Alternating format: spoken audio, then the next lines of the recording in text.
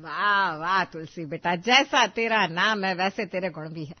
आलू गोभी की सब्जी में कोई इतना स्वाद कैसे डाल सकता है भाई, मुझे तो समझ में नहीं आ रहा। तुम्हारे चाचा जी को तो गोभी बिल्कुल भी पसंद नहीं, पर देखो कैसे उंगलियां चाट चाट कर सब्जी खा रहे हैं। अब रुक भी जाइए जी, 3 कटोरी सब्जी खा चुके हैं आप। इतनी तो बहू ने बनाई भी नहीं होगी, जरा देख कर खाइए, बाकियों को भी खाना है। अरे चाची जी, ये क्या बोल रही हैं आप? खाना बनाते वक्त और परोसते वक्त माप नहीं देखते। बिल्कुल सटीक बात कही बहू ने। और तुलसी बेटा, सब्जी तो सब्जी है, अचार भी कोई कम नहीं है। किस चीज का अचार है ये वैसे? ऐसा अचार कसम से मैंने पहले कभी नहीं खाया, काफी स्वादिष्ट है, अलग ही स्वाद है इसका, नहीं स्वाति? जी पापा जी। जाते वक्त अपनी जेठानी से इसकी रेसिपी ले लेना बेटा, फिर घर पर खाएंगे। जी पापा जी। स्वाति अपने पूरे परिवार के साथ अपने ताया ससुर के घर खाने पर आई हुई थी। सारी तैयारियां तुलसी ने की थी, मेनू से लेकर खाने की सजावट तक। पिछले 1 घंटे से तुलसी जी की जो तारीफ हो रही थी, उसे सुन सुनकर स्वाति के कान अब सड़ रहे थे। कंगाली पंथी की भी हद कर दी है पापा जी ने। वहां घर में जब भी मैं गोभी की सब्जी बनाती हूँ तो नाक मुंह सिकुड़ कर बैठ जाते हैं, मानो जहर परोस दिया हो। और अब यहाँ ऐसे मांग मांग कर खा रहे हैं मानो सदियों से गोभी सूंघने भी नसीब ना हुई हो। मन ही मन स्वाति अपनी कुड़हन अपने ससुर जी पर निकाल रही थी कि जीतू जी बोल पड़ते हैं। थोड़ी सब्जी पैक कर दीजिए ना भाभी, यूं तो गले तक खा लिया है, पर मुझे पता है दोबारा मेरा मन इसी सब्जी को खाने का करने वाला है। अब घर पर ऐसा स्वाद कहाँ मिल पाएगा। अरे बेफिक्र रहिए देवर जी, मैंने पहले ही आप सभी के साथ ले जाने के लिए खाना पैक कर दिया है। वैसे स्वाति ने ज्यादा कुछ खाया नहीं है, फिर रात में इसे भूख लगने वाली है और ये मैगी बनाने को चढ़ा देगी। फिर कहेगी भाभी आपका पेट इतना स्लिम कैसे है, मेरी तो तोंद बाहर आ रही है, ऐसा क्यों? भूख तो मुझे लगी हुई है भाभी, पर खाने की नहीं, सेल्फ रिस्पेक्ट की। मेरा मतलब है भाभी, जरा 1 मिनट किचन में आइए ना, वो आपसे आपके खाने का सीक्रेट पूछना है। स्वाति और तुलसी रसोई में जाते हैं। सभी का दिल रखने की आदत बड़ी अच्छी है पापा जी और मम्मी जी में। जहां भी जाते हैं ना, लोगों की तारीफों के पुल बांध देते हैं, और ऐसा होना भी चाहिए। गलती कहाँ है नहीं है ये तो अपने लोगों को बताया जाता है ना, गैरों की तो सिर्फ तारीफ ही होती है। खैर मैं कह रही थी कि आपने जरूर विदेशी गोभी बनाई होगी, अब बनने की बात किसी पता चलता है ना। बातों में मसाला और खाने में नमक अगर बराबर रहे तो सब कुछ ठीक रहता है स्वाति।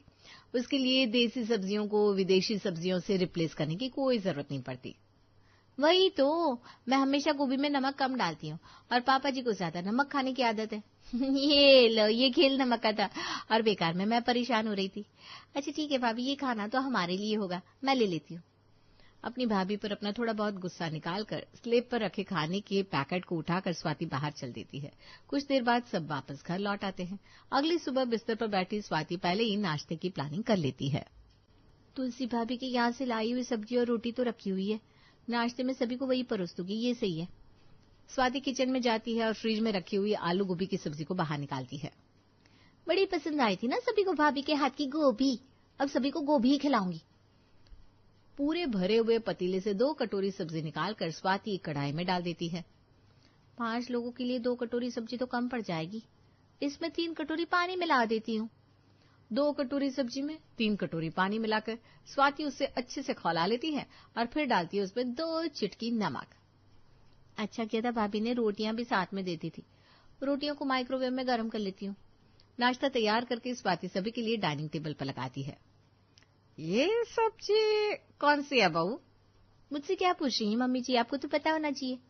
तुम बताओ जीतू, तुम्हें ये सब्जी कल बड़ी पसंद आई थी ना, भाभी ने साथ में पैक करके भेजी थी। अब फेंक तो सकती नहीं, इसलिए सभी को नाश्ते में परोस दी। आपने कैसे नहीं पहचाना पापा जी? नहीं नहीं बहू, स्वाद तो वैसा ही है, पर हल्का जरा अलग लग रहा है। परोसने के ढंग से और माहौल से भी फर्क पड़ता है। बिल्कुल बिल्कुल फर्क पड़ता है पापा जी। अगर कोई रोज खाना बनाकर परोसता हो तो उसके हाथ के परोसे खाने में हमें जरा कम ही स्वाद आता है। इस तरह नाश्ता तो निपट जाता है। दोपहर के खाने की तैयारी करने स्वाति किचन में जाती है और तुलसी का भेजा हुआ गोभी का अचार बाहर निकालती है। पाव भाजी बना दूं या छोले भटूरे? पापा जी और मम्मी जी को मेरे बनाए हर खाने में एक ही फ्लेवर आता है, जबकि सभी खाने को अलग अलग मसाले डालकर तैयार करती हूँ मैं। कितना भी एफर्ट लगा लूं, सब नुक्स ही निकालने वाले हैं। तुलसी भाभी का बनाया खाना अच्छा लग रहा था ना? अब ये खिलाने के बाद सभी को मेरे बनाए खाने की अहमियत समझ में आएगी। स्वाति दाल को कुकर में डालकर 3 सीटी लगा देती है और उसके बाद करती है छौंक की तैयारी। चलो ये तो सब हो गया, अब बारी है तुलसी भाभी के भेजे हुए गोभी के अचार को कूटने की। कूटे हुए अचार को दाल में मिलाकर स्वाति दोपहर का खाना टेबल पर लगाती है। कल तुलसी बहू के हाथ की क्या आलू गोभी की सब्जी खा ली, हर खाने में उसी के खाने का स्वाद आ रहा है। जेठ जी की किस्मत सच में बड़ी अच्छी है। तुलसी ऐसा खाना बनाती है कि खाने वाले को घर जाने के बाद भी उसके खाने की खुशबू आती रहे। अब ये कहना चाह रही है मम्मी जी कि मेरा बनाया खाना तुलसी भाभी के बनाए खाने जैसा लग रहा है? मतलब मेरा खाना टेस्टी है। थैंक यू मम्मी जी। नहीं स्वाति, तुम समझी नहीं। मम्मी के कहने का मतलब है कि भाभी के हाथ का बनाया खाना इतना स्वादिष्ट था कि वो स्वाद हमारी जुबान से जा ही नहीं रहा। अच्छी चीजों को इंसान जल्दी से भूलना भी नहीं जाता। पापा मम्मी के साथ मिल गया ये भी, सही में बड़ी टेढ़ी खीर है सारे। कुछ घंटे और बीतते हैं। स्वाति फिर से रसोई में जाती है, जिसे देखकर हॉल में बैठी गायत्री स्वाति से कहती है, आज कुछ ज्यादा ही रसोई में देख रही है, तो क्या बात है? कल तुलसी के सामने तेरी ज्यादा ही इंसल्ट हो गई, दिल पे लगा ली क्या बात? चलो लगा भी लिया तो सही है। रुक जाइए मम्मी जी, आप आराम से टीवी देखिए ना। आप तो यही चाहती थी कि मैं खाना बनाने पर ज्यादा फोकस करूं, ताकि मेरा बनाया खाना आपको परफेक्ट लगे, हर खाने में अलग स्वाद आए। तो बस समझ लीजिए उसी की प्रैक्टिस कर रही हूँ। रात के खाने में गायत्री आलू के पराठों की तैयारी करने लगती है। मेरे बनाया हर खाने में बड़े अच्छे से कह देती है मम्मी जी, एक ही सा स्वाद आ रहा है। अब जब यहाँ हर खाने में तुलसी भाभी के बनाए हुए आलू गोभी की सब्जी इस्तेमाल होगी, तब देखती हूँ क्या जवाब आता है उनका। आज पराठे की स्टफिंग में आलू के साथ अपनी जेठानी की यहाँ से लाई हुई आलू गोभी की थोड़ी सी सब्जी और नमक मिर्च मिलाकर स्वाति मसाला तैयार कर लेती है और उसे पराठे में भरकर सॉस के साथ बाहर सभी को परोस देती है। बहू क्या है ये? क्यों, क्या हुआ मम्मी जी? कुछ नहीं। जीतू के पापा, ये पराठा तुलसी की बनाई सब्जी की तरह नहीं लग रहा? वही बात है, लग तो रहा है मुझे भी। अच्छा, ऐसा लग रहा है क्या पापा जी आपको? पहले तो आप मेरे बनाए खाने में एक ही स्वाद है, एक ही सा स्वाद है, इसकी रट लगाए रहते थे। पर अब तो आप तुलसी भाभी के यहाँ का स्वादिष्ट खाना खाकर आ गए, फिर भी मेरे बेस्वाद खाने में आपको वही स्वाद आ रहा है। यानी कि प्रॉब्लम लोगों की जुबान में है। जिस पर एक बार कोई स्वाद चढ़ जाता है ना, तो चढ़ ही जाता है। कहाँ तुलसी भाभी का बनाया खाना और कहाँ मेरा खाना, एक हो ही नहीं सकता। क्यों जीतू? मैं खा रहा हूँ ना, मैं कहाँ कुछ कह रहा हूँ। आपको क्या लगा स्वाति यही रुक जाएगी? बिल्कुल भी नहीं। अगली सुबह तुलसी की भेजी हुई सब्जी में से 1 कटोरी सब्जी स्वाति बाहर निकालती है। पिछली बार तो 2 कटोरी सब्जी में 5 कटोरी पानी डाला था, इस बार 1 कटोरी सब्जी इस्तेमाल करनी है। ज्यादा पानी होने से सभी को शक हो सकता है। इतना भी ड्रामा नहीं कर सकती मैं। जरा सी गोभी भी काट लेती हूँ और एक आलू भी। कटी हुई गोभी और आलू को नमक के पानी में डालकर स्वाति कुछ देर छोड़ देती है और कुछ देर बाद चढ़ाती है गैस पर कढ़ाई। छौंक तैयार करके तुलसी भाभी की 1 कटोरी सब्जी में 5 कटोरी पानी, थोड़े से मसाले डालकर सब्जी को खौला देती हूँ।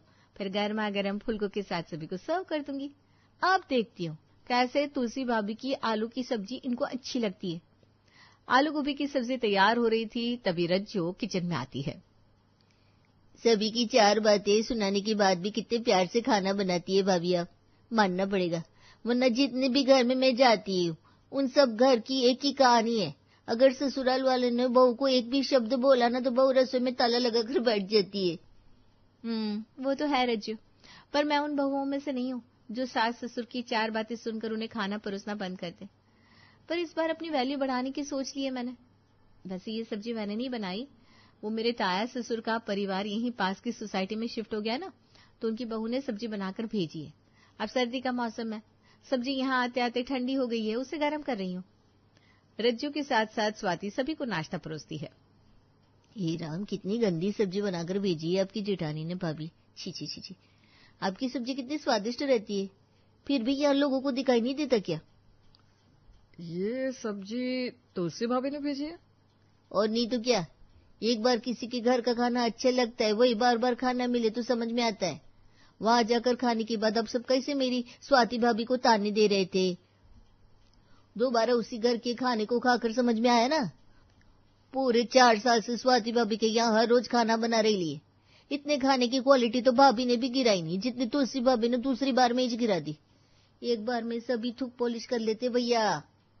बात तो रज्जो ठीक कह रही है। बहू मुझे माफ कर दे, तो कितने शौक से हमारे लिए रोज रोज अलग अलग खाना बनाती है, और हम है कि हर खाने में कोई ना कोई कमी निकाल देते हैं और दूसरों के बनाए खाने की तारीफ करते रहते हैं। तुलसी को मत बताना बहू, पर इस सब्जी को हटा दे, मुझसे नहीं खाई जाएगी। तुझे जो समझ में आता है वही बना दे। अब मुझे समझ में आ गया है, अपने घर का खाना अपना ही होता है। और इस तरह अपने ससुराल में स्वाति अपनी इज्जत को वापस पा लेती है। आनंद जी, मैं आपको आखिरी बार पूछ रही हूँ, आपको मेरी बात सुननी है या नहीं? नहीं नहीं नहीं, तुम एक बार कहो या 100 बार कहो, मैं तुम्हारी कोई गलत बात नहीं सुनने वाला। अरे आपको मेरी कौन सी बात सही लगती है? आप तो अपनी माँ और बहन का पालतू कुत्ता हो। माँ ने कहा भौंको तो भौंकते हो, माँ ने कहा चुप रहो तो चुप रहते हो। मुझे तो लगता ही नहीं है तुम्हारे पास तुम्हारा खुद का दिमाग है। माँ और बहन के इशारों पर नाचने वाली कठपुतली हो तुम, कठपुतली। हाँ हाँ, तुम कुत्ता कहो या कठपुतली, तुम्हें जो कहना है वो कहो, लेकिन तुम्हारे कहने पर मैं मेरी बहन का हमारे घर आना बंद नहीं कर सकता। अरे भाई, ये घर मैं नहीं, मेरे पिताजी ने उनकी कमाई से बनाया है। जितना इस घर पर मेरा अधिकार है उतना मेरी बहन का भी है। हमारी शादी को 2 साल नहीं हुए और तुम कह रही हो कि तुम्हारी बहन यहाँ कभी नहीं आनी चाहिए। ऐसा नहीं हो सकता। अरे पत्नी की तो कोई बात ही नहीं सुननी थी तो शादी क्यों की? ना शादी करते ना पत्नी आती और ना ही पत्नी की कोई बात सुनने की जरूरत पड़ती। अरे तुम एक नहीं 100 बातें कहो, मैं तैयार हूँ तुम्हारे इशारों पर नाचने के लिए, लेकिन तुम्हारी बातों में कुछ तो तथ्य होना चाहिए। माँ बाबूजी को आश्रम भेज दो, बहन का यहाँ आना बंद कर दो। तुम्हारे आने से पहले मेरी जिंदगी में वो है और तुम्हारे कहने पर मैं ऐसा कुछ नहीं करने वाला। आनंद, आरती, तुम दोनों मेरी बात सुनो।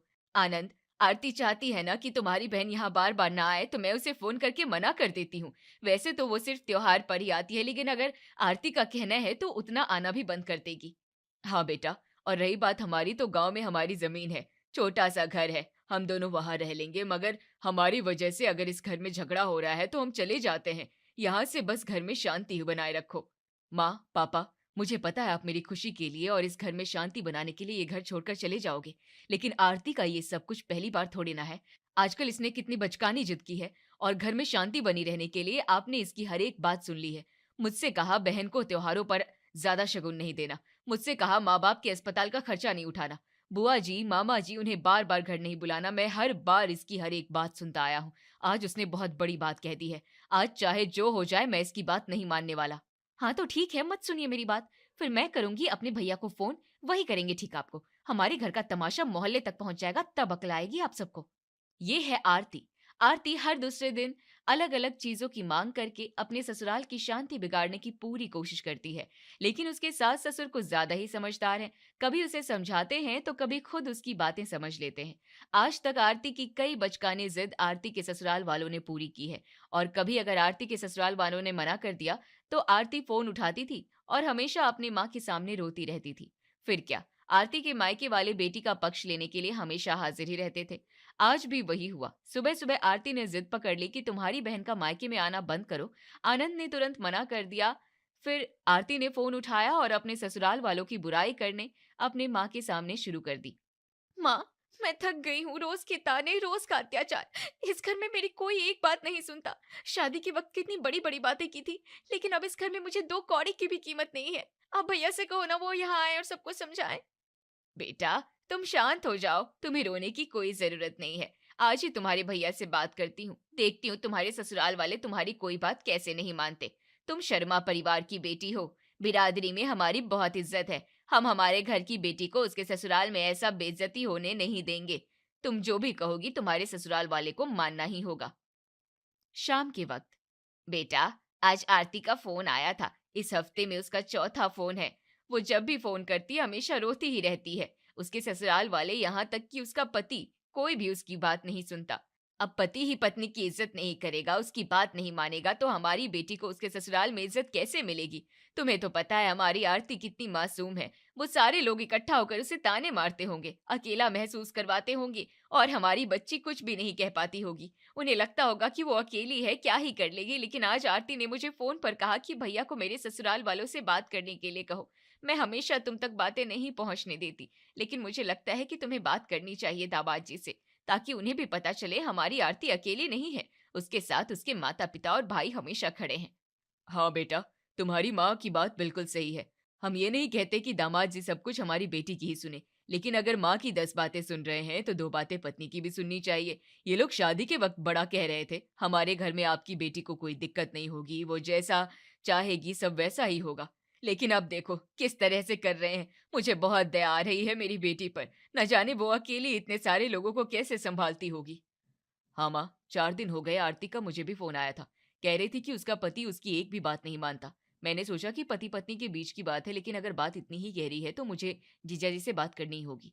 जब से शादी हुई है तब से हर महीने मुझे आनंद जी को फोन करके समझाना पड़ता है। अगर कुछ दिन मैं आरती के ससुराल की तरफ ध्यान देना बंद कर दूं तो उनकी हरकतें बढ़ जाती है।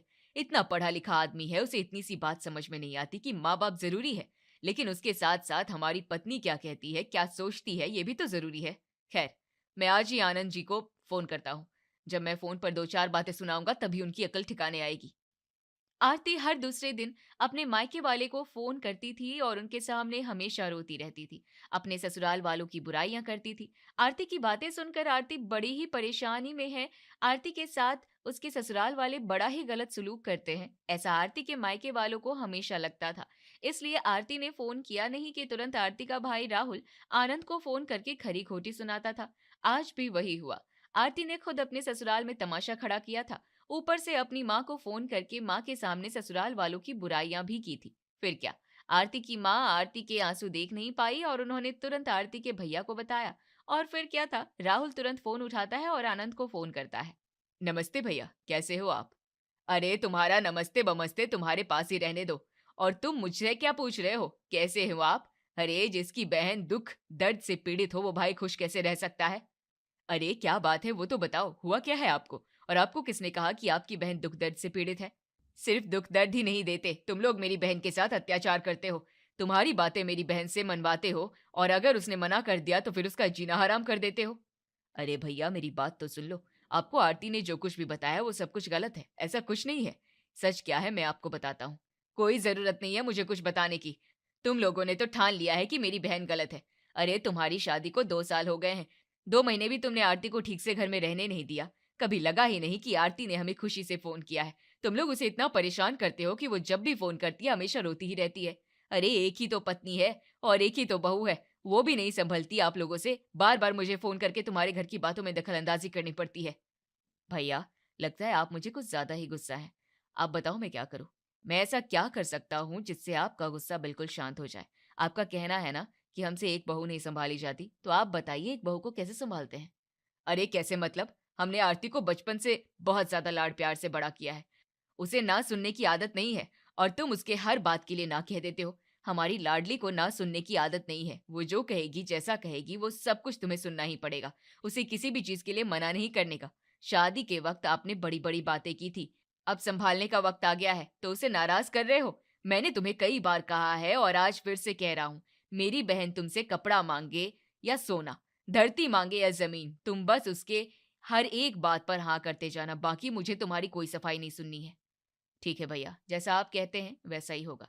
आज से मैं आपको बिल्कुल नाराज नहीं करूंगा। आरती मुझे कुछ भी कहे, मैं उसके हर एक बात पर सिर्फ हाँ ही करता रहूंगा। आप कहते हो ना हमसे एक बहू नहीं संभाली जाती, तो अब मैं आरती को बिल्कुल खुश रखूंगा, उसकी हर एक बात मानूंगा। छोटी छोटी बातें अपने मायके वालों को बताना, उनके सामने रोने धोने का नाटक करना, अपने मायके वालों से अपने पति के ससुराल वालों की बुराई करके अपने मायके वालों को ससुराल के ऊपर दबाव डालने के लिए कहना, आरती का हमेशा हो गया था। शादी को 2 साल हो गए थे और 2 सालों से यही सब कुछ चलता रहा था। पिछले 2 सालों में कम से कम 2000 बार राहुल आनंद से और उसके परिवार वालों से कह चुका था कि तुमसे एक बहू नहीं संभलती। आरती को ससुराल में खुश रखने के लिए, उसे अच्छे से संभालने के लिए आनंद और उसके माता पिता कई कोशिश कर रहे थे। उसके बच्चों जैसी जिद आज तक वो लोग पूरी करते आए थे, लेकिन आरती की जिद मांग कम होने का नाम ही नहीं ले रही थी। एक के बाद एक हर रोज आरती कुछ न कुछ नई जिद करती ही रहती थी। फिर भी राहुल का गुस्सा इतना देखकर आनंद राहुल से कहता है कि वो आरती को खुश रखने की पूरी कोशिश करेगा। आज के बाद उसकी हर एक बात सुनेगा, उसे कभी नाराज नहीं करेगा। जैसे तैसे आनंद की बातों से बिगड़ी बात संभल जाती है। ऐसे ही कुछ दिन निकल जाते हैं। एक दिन, कई दिन हो गए हैं आरती के ससुराल से एक फोन नहीं आया। लगता है अब उसके ससुराल में सब कुछ कुशल मंगल है। मेरी तो भगवान से हमेशा यही प्रार्थना रहती थी, हमारी बच्ची उसके ससुराल में खुश रहे। काफी दिन हो गए उसे मिले हुए, बहुत याद आ रही है उसकी। हाँ माँ, मुझे भी आरती की बहुत याद आ रही है। और आरती के घर में काफी झगड़ा और उतार चढ़ाव चल रहा था, तो मैं आनंद जी से और उनके परिवार वालों से काफी बदतमीजी से बातें की है। मैं क्या कहता हूँ माँ, आपके और पापा के शादी की सालगिरह आ रही है। इस मौके पर हम बड़ी पार्टी रखते हैं, सभी रिश्तेदारों को घर बुलाते हैं और साथ ही साथ आरती के ससुराल वालों को भी। हाँ बेटा, तुम्हारी बात बिल्कुल सही है। राहुल कावेरी और माधव की शादी की सालगिरह की खुशी में बहुत बड़ी पार्टी रखता है। सभी रिश्तेदारों को और आरती के ससुराल वालों को फोन करके घर बुलाता है। सालगिरह के दिन राहुल ने पूरा घर अच्छे से सजा दिया था। एक के बाद एक मेहमान घर पर आ रहे थे, लेकिन अभी तक आरती का और उसके घर वालों का कुछ अता पता नहीं था। अरे भाई राहुल, इतनी बड़ी पार्टी रखी है, इतने सारे मेहमान को बुलाया है, इस घर की लाडली कहाँ है? बुआ जी राहुल से आरती के बारे में पूछ रही थी, तभी आरती और आनंद घर में आते हैं। जब से आरती और आनंद की शादी हुई थी, तब से घर में शादी हो या पार्टी, आरती हमेशा अपने सास ससुर के साथ ही मायके आई थी। लेकिन आज आरती और आनंद को अकेला देखकर सब लोग हड़बड़ा गए थे। सभी रिश्तेदार एक दूसरे की तरफ देखने लगे थे, आपस में खुसर फुसर करने लगे थे। काफी देर तक घर में शांति बनी थी। फिर बुआ जी सामने आती है और आरती से पूछती है, आरती, तुम्हारे सास ससुर कहाँ है? हमारे घर में सत्यनारायण की पूजा हो या फिर किसी का बर्थडे, छोटे से छोटे फंक्शन में तुम्हारे घर से हर कोई व्यक्ति उपस्थित रहता था। आज तुम्हारे माँ पिताजी के शादी की 50वीं सालगिरह है। इतनी खुशी के मौके पर तुम्हारे सास ससुर नहीं है, इस बात पर मुझे यकीन ही नहीं हो रहा है। हाँ भाई, राहुल कहाँ है आरती के सास ससुर? तुमने इतने सारे मेहमानों को बुलाया, उन्हें नहीं बुलाया?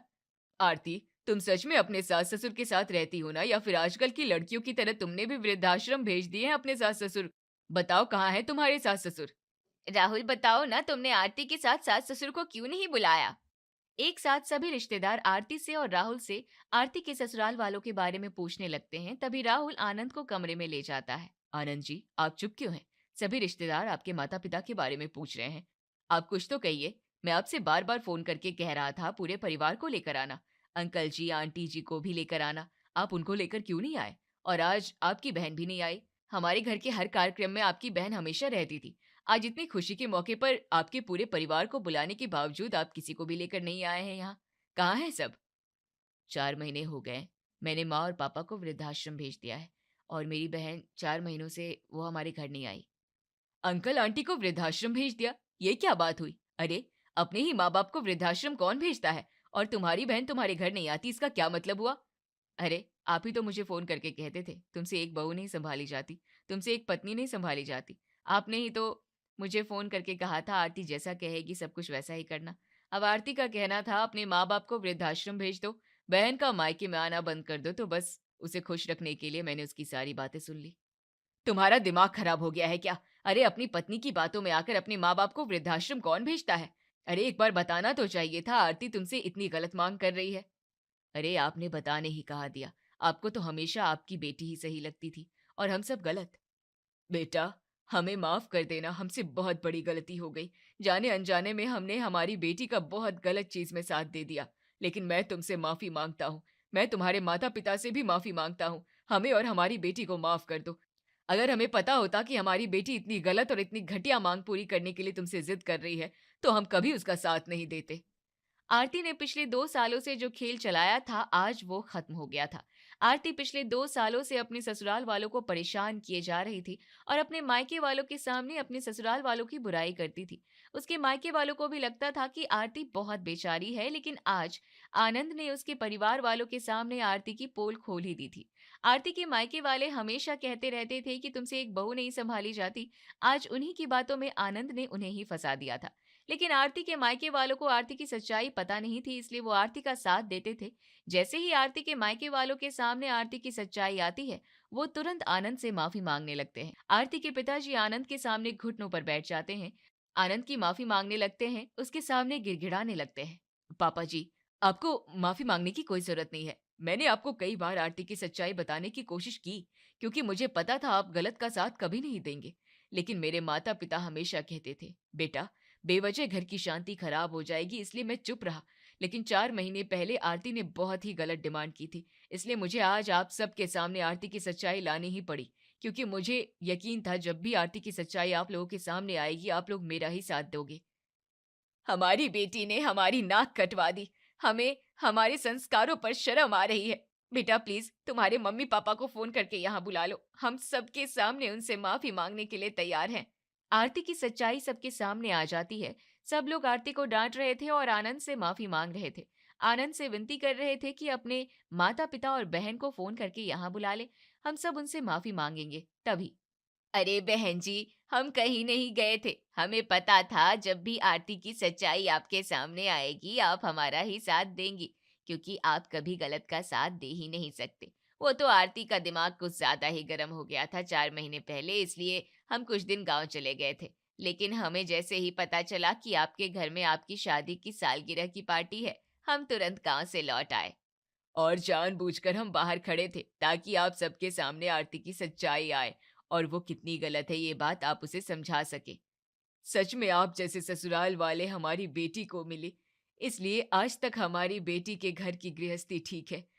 आपकी जगह कोई और होता तो आरती की इतनी गलत मांगे सुनकर शादी के 2 महीने बाद ही उसे मायके भेज देता। आज तक हमारी बेटी ने आप लोगों के साथ जो भी बर्ताव किया है उसी बात के लिए हम सच में शर्मिंदा हैं। गलती चाहे बहू की हो या बेटी की, माँ बाप को हमेशा सच का साथ देना चाहिए। ये आज आरती के माता पिता ने दिखा दिया था।